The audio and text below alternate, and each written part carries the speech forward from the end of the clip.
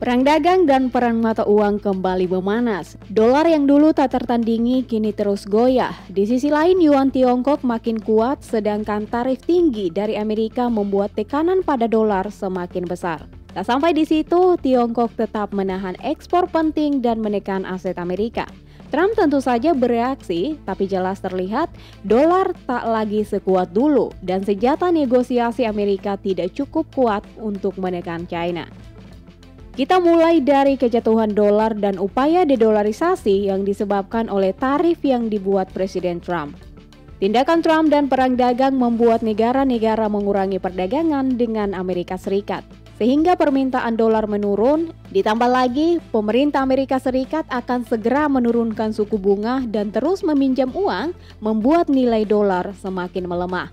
Saat ini premi untuk dolar semakin anjlok. Pada tahun 2022, investor harus membayar biaya ekstra untuk menukarkan mata uang lain menjadi dolar karena bagi mereka, dolar menguntungkan terutama saat suku bunga tinggi. Sekarang situasinya mulai berubah dan dalam beberapa minggu atau bulan ke depan, setelah The Fed menurunkan suku bunga, dolar akan semakin kehilangan daya tariknya. Nilai dolar diperkirakan akan menurun dalam beberapa minggu, bulan atau tahun mendatang. Hal ini terjadi karena minat investor terhadap aset berbasis dolar melemah. Apalagi dengan biaya bunga utang nasional yang sudah tembus 1,2 triliun dolar. Saat ini pasar obligasi Amerika Serikat semakin sulit. Menteri Keuangan Scott Bessent berusaha keras mencari cara, bahkan cara rumit sekalipun ia lakukan untuk mencari pembeli utang pemerintah. Strateginya mengandalkan investor kripto. Bessent merasa seolah Bitcoin dan Ethereum akan bergandengan tangan untuk menyelamatkan obligasi pemerintah. Namun langkah Bessent ini disebut sebagai langkah yang paling nekat. Investor kripto paham bahwa dolar sedang melemah, sehingga membeli obligasi Amerika Serikat dengan resiko tinggi bagi mereka adalah tindakan berbahaya. Dan tentu saja China juga tidak terkecoh dengan dongeng Scott Bessent. Mereka melihat kelemahan dalam dominasi dolar dan memanfaatkannya untuk memperkuat posisi. Sementara itu, Bank Sentral Tiongkok menetapkan yuan pada level tertinggi dalam 9 bulan. Sebuah langkah ofensif terhadap dolar yang terlihat sepele bagi banyak orang, tapi sebenarnya menentukan dominasi Amerika Serikat dan menarik arus modal masuk ke Tiongkok. Strategi Tiongkok ini menimbulkan tekanan serius terhadap stabilitas keuangan Amerika Serikat. Meskipun dampaknya belum sampai pada titik krisis penuh, tanda-tanda risiko besar sudah terlihat. Hanya dalam hitungan bulan, pergerakan 20 basis poin membuat mata uang Tiongkok lebih kokoh dibanding dolar. Artinya jelas, renminbi kini dipandang lebih berharga daripada USD. Bagi Washington, ini sinyal bahaya karena dominasi dolar yang selama ini tak tertandingi mulai digoyang langsung dari jantungnya. Namun tetap saja banyak yang mulai bingung dengan langkah Beijing. Selama ini, Tiongkok dikenal sebagai raksasa ekspor, sehingga logikanya mereka seharusnya membiarkan yuan tetap lemah agar barang-barang ekspornya lebih murah. Tetapi yang terjadi justru sebaliknya, yuan diperkuat dan membuat harga ekspor terlihat lebih mahal. Mungkin dari luar ini tampak beresiko bagi ekonomi Tiongkok. Namun disinilah letak strateginya. Beijing tahu pelemahan dolar pun tidak akan cukup untuk menyelamatkan ekspor Amerika. Sementara itu, Tiongkok masih bisa mengamankan minyak dan komoditas murah dari Rusia. Sehingga dengan kondisi ini, posisi mereka masih lebih unggul. Ditambah lagi biaya produksi di Tiongkok masih jauh lebih rendah dibanding Amerika. Jadi meskipun yuan menguat 2 atau 3% ke depan, barang-barang dari Tiongkok tetap jauh lebih murah.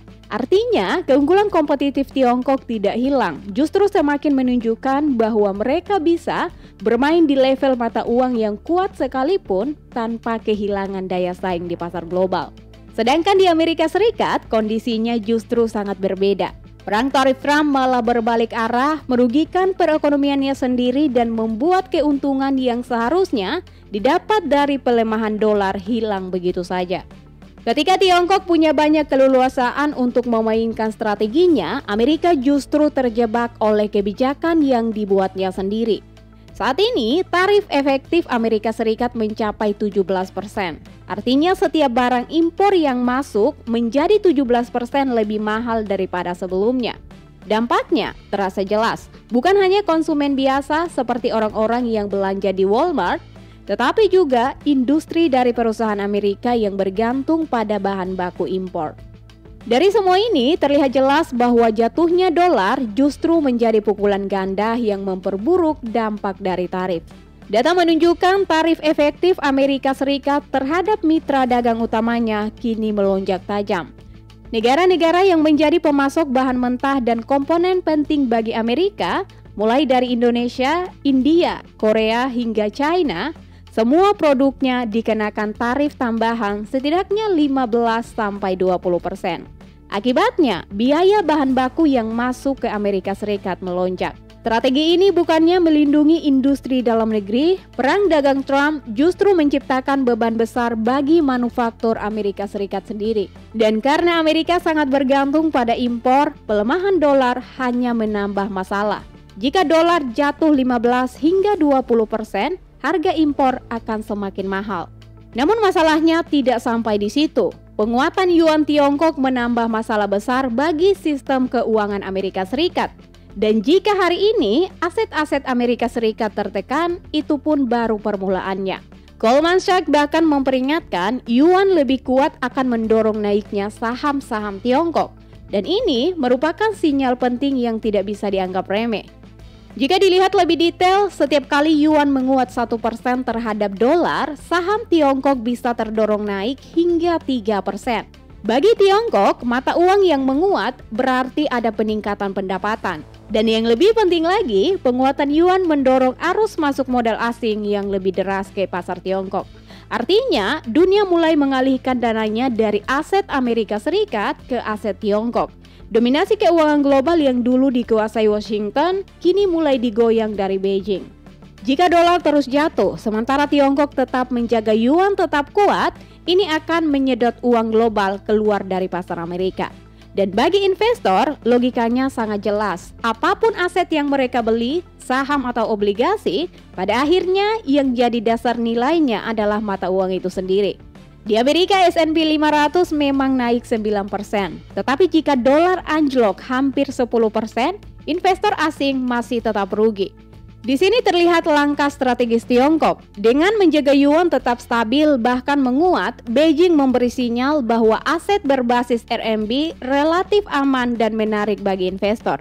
Tujuannya adalah mengalihkan sebagian arus modal global dari Amerika Serikat ke Tiongkok, sekaligus menjaga ekspornya tetap berjalan berkat biaya produksi yang lebih murah. Dengan langkah ini, Beijing tidak hanya menahan tekanan, tetapi juga mulai menyerang langsung jantung sistem keuangan Amerika Serikat. Hasilnya pun mulai terlihat. Setiap kali RMB menguat terhadap dolar, ekuitas Tiongkok langsung terdorong naik. Uang asing pun meninggalkan Wall Street dan beralih ke Shanghai maupun Hong Kong. Sebenarnya tren ini sudah berlangsung selama 2 tahun terakhir. Namun, perang dagang Trump justru mempermudah Tiongkok mempertahankan kekuatan RMB. Saat ini suasana masih terus memanas. Beberapa hari yang lalu, Trump mencoba menekan Tiongkok dengan ancaman tarif hingga 20%. Tiongkok memegang kendali strategis melalui logam tanah jarang yang sangat dibutuhkan Amerika Serikat. Trump mencoba menekan dengan ancaman menaikkan tarif hingga 200% jika Tiongkok tidak memasuk magnet tanah jarang. Bahkan dia juga mengancam akan menggunakan suku cadang pesawat sebagai senjata dagang. Namun kenyataannya, kekuatan sebenarnya masih tetap berada di tangan Beijing. Masalah suku cadang hanya mempengaruhi satu industri saja. Sedangkan Tiongkok masih bisa membeli suku cadang dari tempat lain, misalnya dari Airbus. Mereka juga bisa memperbaiki pesawat yang sudah tua atau bahkan jika beberapa jet tidak bisa terbang, ekonomi China masih tetap aman. Jika Tiongkok menghentikan pasokan tanah jarang, dampaknya langsung terasa luas dan menakutkan bagi industri Amerika. Awal tahun ini ketika Beijing memangkas ekspor, banyak pabrik harus berhenti produksi.